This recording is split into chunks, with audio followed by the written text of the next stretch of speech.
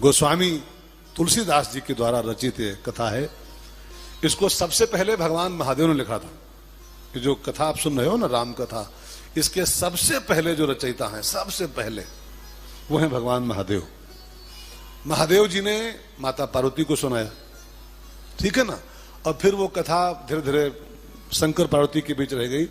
बहुत दिन के बाद त्रेता युग में वाल्मीकि बाबा ने इस कथा का लेखन किया, जो संसार की पहली रामायण है। देखो, महादेव तो देवता हैं, उनको छोड़ दो।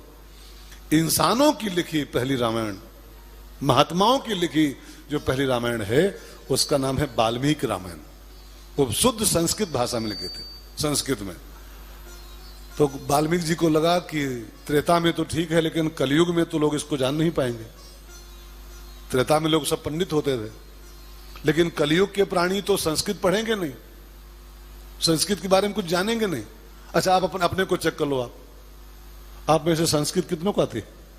हाँ, इतने लोग बैठे हो, 150 लोग, आप में से संस्कृत का ज्ञाता कौन है?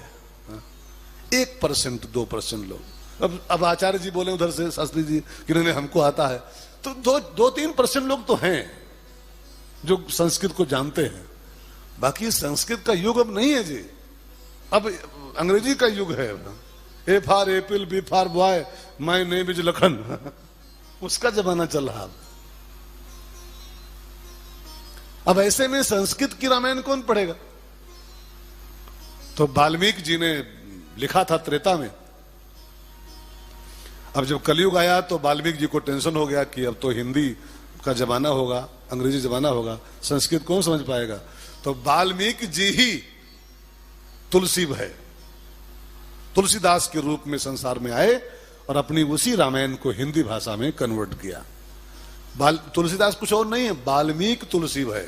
वाल्मीकि ही संस्कृत की राम कथा को हिंदी में ट्रांसलेट करने के लिए तुलसी बन के संसार में आए थे। कई लोग कहते हैं कि तुलसीदास ऐसे थोड़ो बने थे, वो तो बीबी फटकारी तो बन गए। बीबी फटकार दी, मैडम लताड़ी, और बाबा हो गए तुलसीदास जी। बीबी की फटकार से कोई साधु नहीं होता है जी। अगर बीबी की फटकार से कोई साधु होता तो घर घर में साधु होते, सब घर घर में सब साधु ही होते हैं। क्योंकि हम लोग तो, सबको अनुभव होगा भाई लोगों, मैं झूठ तो नहीं कह रहा हूं, हम लोग तो 100 जूता खाएं और तमाशा घुस के देखें। अगर बीबी के फटकारने से कोई संत होता है? हम लोग फटकार खाते रहते हैं और दुत्कार सहते रहते हैं और उसमें घुसे रहते हैं। कहां साधु हो रहे हैं, कहां बाबा हो रहे हैं? बीबी की फटकार से संत नहीं हुए थे गोस्वामी जी। गोस्वामी जी जन्मों के संत हैं। वाल्मीकि थे पहले, हो वही तुलसीदास जी बने हैं, जन्म जन्म के महात्मा थे हो। तो वाल्मीकि जी अपनी रामायण को हिंदी में लिखने के लिए आए तुलसी के रूप में। और जानते हैं कब लिखना शुरू किया? गोस्वामी जी कहते हैं, संबत 16 सै 31 संबत 16 सै 31 करऊं कथा हरि पद धरि सीसा। करऊं कथा हरि पद धरि सीसा। संबत 1631 में एक कथा लिखनी शुरू की गई। आजकल चल रहा है संबत 2075, 76। ये महाराज जी बताएंगे पक्की बात। 76 की 75? 76 ना? Are you confirm? ठीक है सर। तो संबत 1631 में एक कथा लिखनी शुरू की गई और चल रहा है 2076। मैंने कई साल हो गए, लगभग 500 के आसपास वर्ष हो गए हैं इस कथा को लिखे हुए, ठीक है ना, हिंदी भाषा में। तो बाबा ने एक कथा लिखी और इस कथा को उन्होंने 7 कांडों में बांधा। कई रामायणों में 8 कांड भी होते हैं। कई रामायण हैं दुनिया में जिसमें 7 नहीं 8 कांड होते हैं। उसमें एक कांड और लवकुश कांड, उसमें लवकुश की कथा पूरी आती है। कैसे जानकी जी का वनवास हुआ, कैसे जंगल में पैदा हुए बेटे उनके, वो एक कांड और है रामायणों में। लेकिन तुलसी बाबा ने अपनी राम कथा को 8 कांडों में नहीं 7 कांडों में आबद्ध किया। आबद्ध समझ रहे हैं? 7 कांडों में उसको मैनेज किया। 7 कांडों में वो सीता जी के वनवास वाली कथा बाबा ने नहीं गाई कि सीता दोबारा फिर जंगल गई, फिर वहां धोबी ने बुराई किया और क्या, उसको नहीं गाया बाबा ने।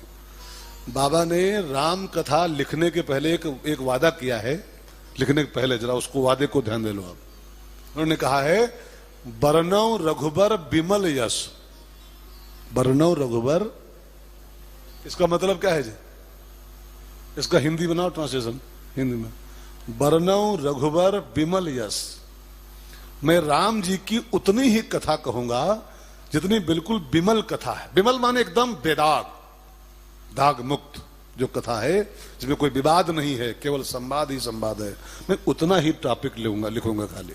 और जिसमें कोई लफड़ा है, विवाद है, और दुनिया भर के कुतर्क हैं, संशय हैं, प्रश्न हैं, मैं वो कथा छूंगा ही नहीं। लोग उस कांड में बड़े विवाद है, बड़े विवाद हुए।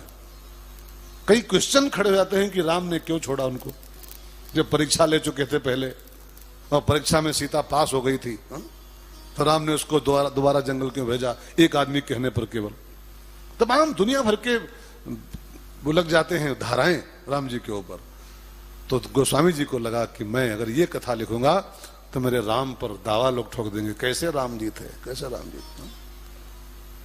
कई कथाएं रामायणों में और रामायणों में हैं, कई कथाएं जिसमें राम जी पर कई क्वेश्चन खड़े रहते हैं। कई रामायणें पढ़ी है, मैंने पढ़ी है, उन प्रसंगों को छूना नहीं चाहिए। एक शूद्र था जम्बुक नाम का, वो सत्संग कर रहा था बेचारा।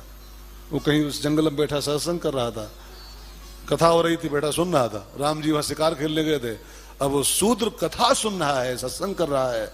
इस बात पे राम नाराज हो गए और गरम गरम शीशा पिघला के उसके कान में डाल दिया और उसके कान। अब ये सब कथाएं नहीं हो नहीं सकती हैं यार। जो राम जी कह रहे हैं प्रथम भगत संतन कर संगा, और वो राम किसी सत्संग करने वाले कान में डाल दें शीशा पिघला करके। तो कई टॉपिक हैं राम जी के बारे में जो नहीं टच करने चाहिए, नहीं छूने चाहिए। कई रामायण पढ़िए, जब जयंत आया है तो चोच मारा है जानकी जी के, अब वो सब बातें नहीं कहने वाली हैं। कई जगह साफ साफ लिखा हुआ है कि जब जयंत कौवा बन के आया है तो गोस्वामी जी संभाल के लिखे हैं बातों को। विमल यश, गंदगी नहीं फैलाना हमको है। तो गोस्वामी जी क्या यूज किए? सीता चरण चोंच हति भागा, जानकी जी के पैरों में चोंच मार के कौवा भागा है। आगे मैं सुनाऊंगा आपको, लेकिन और रामायण पढ़िए, वहां चरणों की चर्चा नहीं है, वहां कुछ और बात लिखी हुई है। एक तरफ जानकी मां किया जाए और दूसरी तरफ वो अंग जो नहीं बोलना चाहिए शब्दों में अपने। तो गोस्वामी जी ने को लगा कि मैं लोकुश कांड नहीं छूंगा, मैं 7 कांडों में अपनी रामकथा पूरी करूंगा। यही माह रुचिर सप्त सोपाना, यही माह रुचिर सप्त सोपाना, रघुपति भगति केर पंथाना, रघुपति भगति केर पंथाना। तुलसी बाबा ने 7 सोपानों में राम कथा वर्णित किया, 7 सोपानों में।